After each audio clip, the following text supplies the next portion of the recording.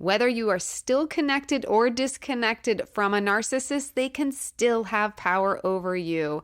They can trigger you, whether it's in the conversations with them or thinking back on your situation. A lot of triggers can come up. They get in those nooks and crannies and they bring out our insecurities. They make us feel cuckoo bananas, as my grandma used to say. I use other words. So we are going to talk about 5 quick ways and ways that I definitely used and still use when I am feeling triggered. It still happens in my journey too. You're not alone.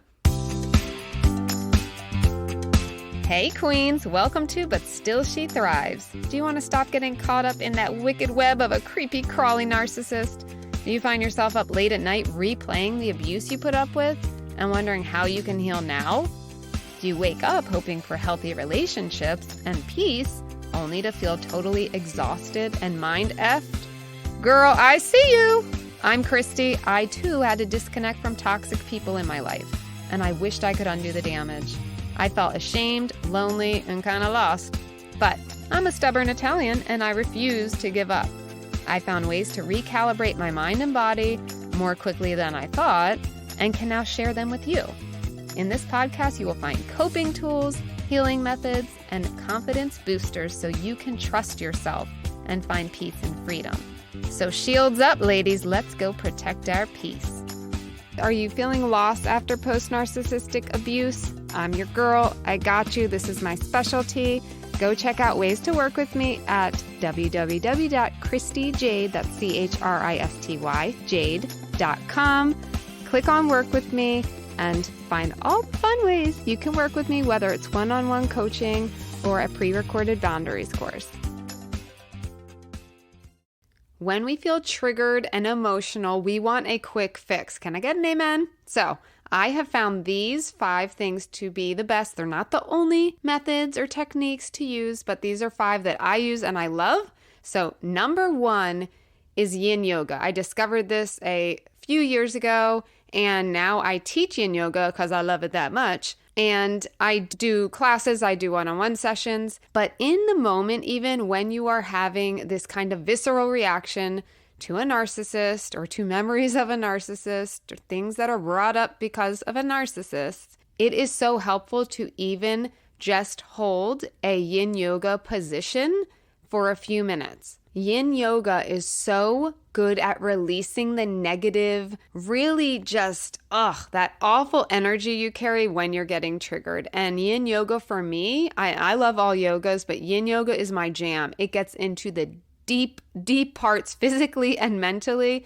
that for me, other yogas did not reach. So I am a big advocate. You don't need to be flexible. You don't need to be advanced in yoga. It is so simple, but so freeing. So with my coaching clients now, I do provide sequences, like customized sequences for them. It's all related to releasing trauma, releasing those negative energies, stagnant crap that's sitting in our bodies. And you can go online, you can find different things. If you sign up with me for coaching, I will create a sequence for you.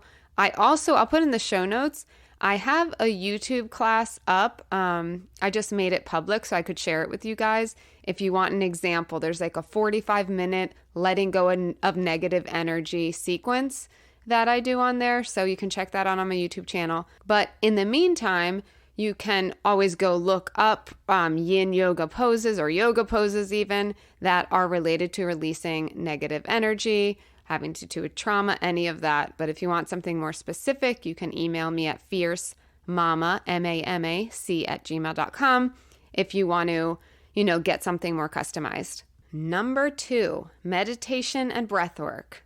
So I put these together because with trauma, they are an amazing pair. Meditation does not have to be some crazy long exercise, right? It can be beautiful. I mean, I've done some long meditations and been like, whoa, the Holy Spirit just spoke to me. But this can be like a very quick few minute activation exercise, whatever you want to call it. And it might take a little practice to get there where you can drop into that quiet place and cut out the distractions, but you will get there, and it's more quickly than you think. So if you pair this with breath work or even just doing the 4-7-8 technique, which I'll explain in a minute, it will make a big energy shift. So you can do them separately, but together they're so powerful, just getting in a really quiet space. So you're kind of calming the body down and then stepping into the actual breath work.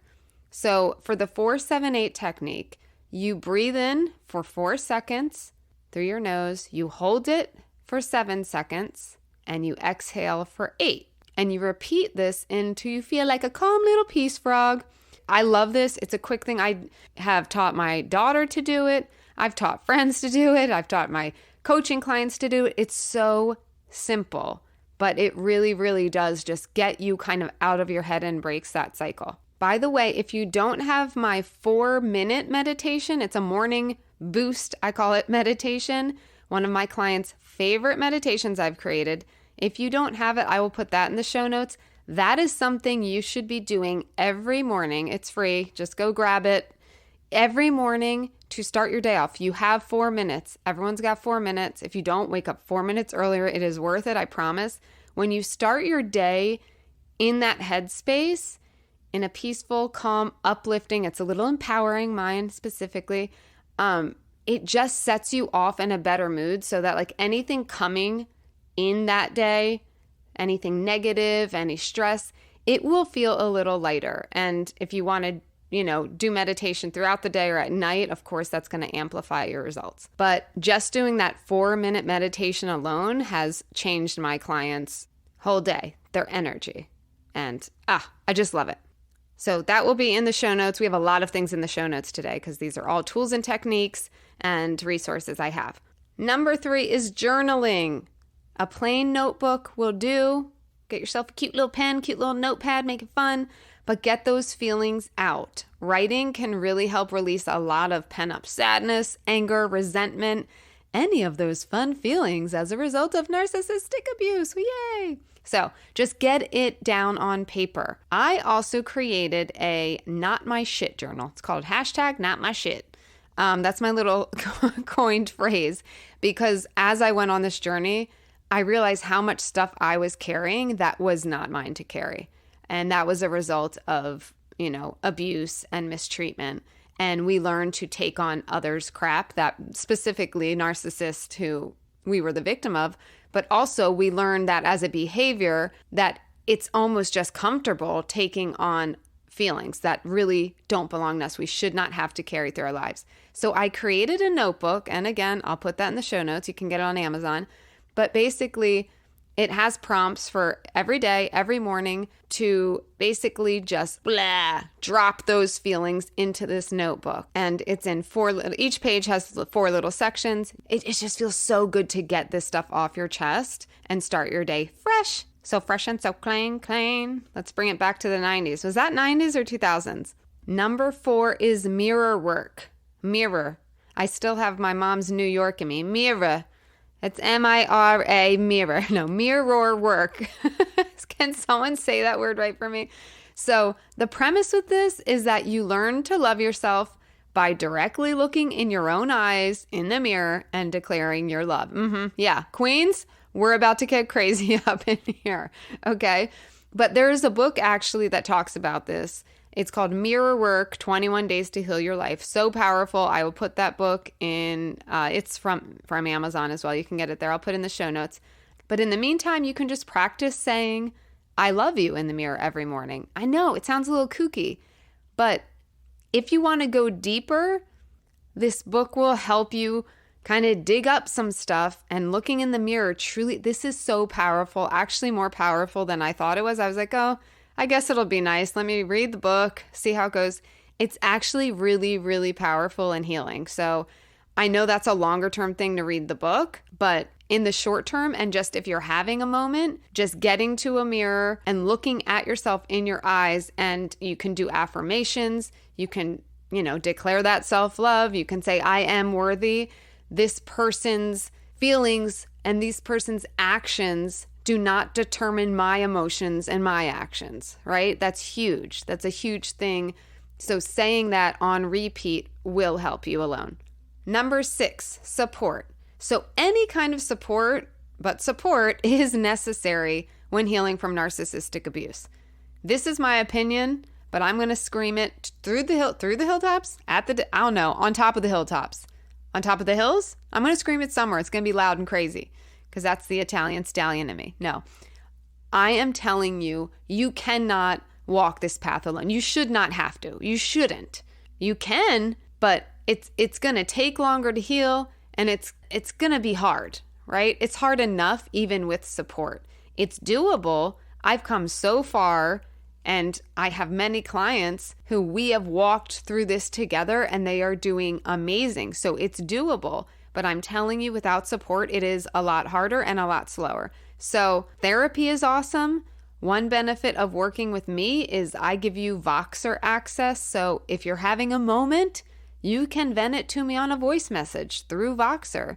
And I check a couple times a day, usually more, so I can jump in there and can help coach you through it, whether that is talk therapy, reminding you of a great way to break the cycle, like we're talking about these tools here, or reminding you what a badass queen you are. But having support from someone and the accountability to stick to your healing journey. That might sound silly, but it is a journey and it is a decision. And it's just like anything else. When you choose, like, I'm going to start this exercise program, I'm going to eat healthier, right? This is just that in a mental health form. You're working on your mental health, and accountability is also huge. So it's the support/accountability. So if you want to find ways to work with me, they're in my show notes. You can go to my website. You can always email me again, fiercemamac@gmail.com with any questions. But you should not walk this alone. And I have a very deep understanding of narcissism. And as I always recommend, even if you don't work with me, find someone who truly understands it and has been a victim themselves of narcissistic abuse and walk through that. I feel like I always may get flack for saying that because there are people who study this and don't have the experience, and just from me living through it, I know what it takes to truly understand it in a way that other people don't. So even if it's not me, find somebody who gets narcissistic abuse and has actually walked through it. So let's recap. 5 awesome quick ways to heal when you are triggered are yin yoga poses, meditation and breath work, journaling, mirror work, and of course, getting that support. All the information will be in the show notes. And let's end with some affirmations. You know, I love me some affirmations, okay? Hand on heart, take a breath. If you're driving, don't touch your heart. You need to touch the steering wheel, okay?